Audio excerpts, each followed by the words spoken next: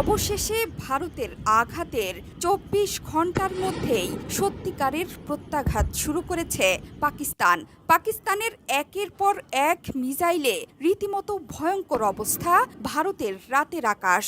এসব মিসাইল একের পর এক উড়ে আসছে ভারত শাসিত কাশ্মীরের জম্মুতে।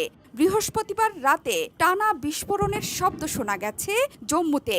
আখনুর সাম্বার মতো জায়গায় বেজে উঠেছে সাইরেন। পাকিস্তানের দিক থেকে একের পর এক রকেট উড়ে আসতে দেখা গেছে। প্রাথমিকভাবে জানা গেছে ভারতের বিমান বাহিনীর ঘাঁটি লক্ষ্য করে পাকিস্তান এই হামলা চালিয়েছে। জম্মুতে সব আলো নিভিয়ে দেওয়ার নির্দেশ দিয়েছে ভারতীয় প্রশাসন। সবাইকে নিরাপদ জায়গায় থাকতে বলা হয়েছে।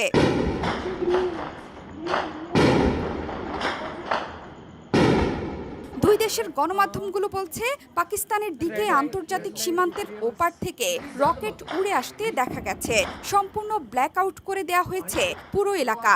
সক্রিয় করা হয়েছে ভারতের আকাশ প্রতিরক্ষা ব্যবস্থা। নিরাপত্তা সংস্থার সূত্রগুলো বলছে, বৃহস্পতিবার রাতে পাকিস্তান মোট ৮টি ক্ষেপণাস্ত্র ভারতের দিকে ছুড়েছে। লক্ষ্যবস্তু ছিল জম্মু বিমানবন্দর, সাম্বা, আরএস পুরা, আরিনা এবং আশপাশের এলাকা।